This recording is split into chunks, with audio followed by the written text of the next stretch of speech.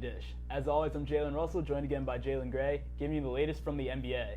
Now, first off, one of the best matchups that we're going to see in the playoffs is going to be the Spurs and OKC Definitely. in this second round matchup. ESPN's BPI Basketball Power Index gives Spurs 74% chance of winning the series. Smart people. Who do you think wins this series and in how many games? I definitely think it's going to be San Antonio in 6 games. I mean, pretty much all you have on the other side is Russell Westbrook and KD and a rookie coach and Billy Donovan. But on the other end, you have one of the greatest coaches of all time, Greg Popovich, greatest power forward of all time, and Tim Duncan, Marcus Aldridge, Kawhi Leonard. I mean, they're first in defense and they're first in offense pretty much too. Yeah, but the thing is that who's going to stop Russell Westbrook and KD? Like when you look at Kawhi Leonard. He can stop Russell Westbrook. I think you have to choose one, and you choose to cut the head off the snake, which is Russell Westbrook. Okay, just look at what Russell Westbrook's been doing this whole season, but especially in the playoffs. 26, 11, and 7 in the first series.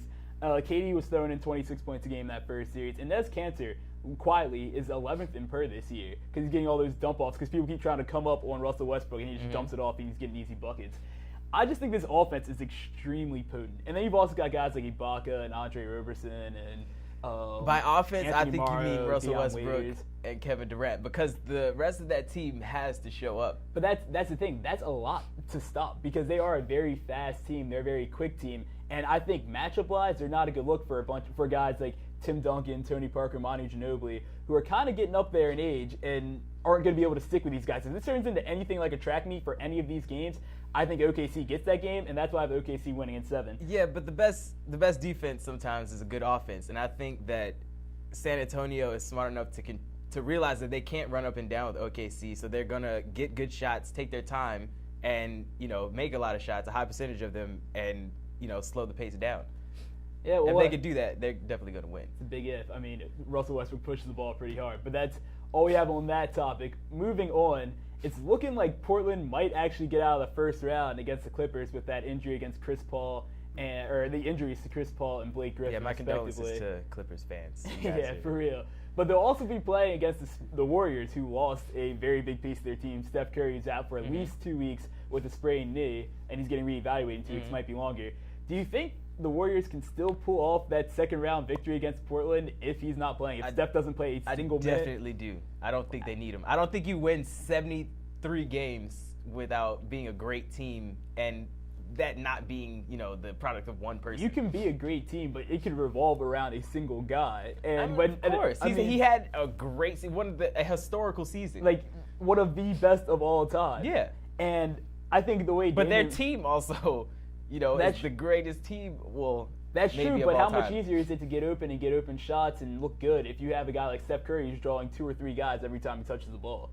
And that's my biggest thing is that without that, the team is going to look a whole lot more even. Guys are going to be a lot more covered, and I don't know if they shoot as well as they have all year, which has been a huge part of how this team's been getting the victories. But I think they're still going to find ways to score. We haven't ever questioned Golden State's scoring ability. I mean, even without Steph, I believe there's guys that can step up. Brandon Rush just scored 15 in a game, and he hasn't played pretty much all season. We also have Iguodala. He scored 22 in the second to last game against Houston. Yeah. So they have other guys that can step up. And besides that, Sean Livingston is a 6'7" point guard that causes matchup problems. That's true, but I think Damian Lillard also, he's been getting off against these guys. He's averaging 36.5 points against Golden State when they've played. Now, the series obviously is 1-3 Golden State in the regular season. But I think between Lillard and McCollum getting their buckets, you also have Mo Harkless and Aminu, who have been playing out of their minds in the playoffs so far. And actually throughout the season, they've been playing pretty well. And in the playoffs, they're averaging a combined 25.4 points and 16.2 rebounds.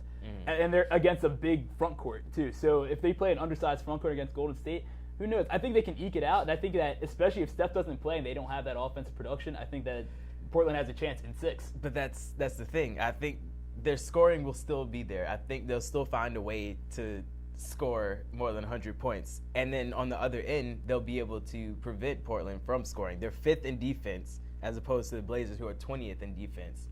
And, I mean, it's not like Steph was an anchor of that defense. So, I mean, losing him, you're not going to lose any defensive production. So, I think they're good there.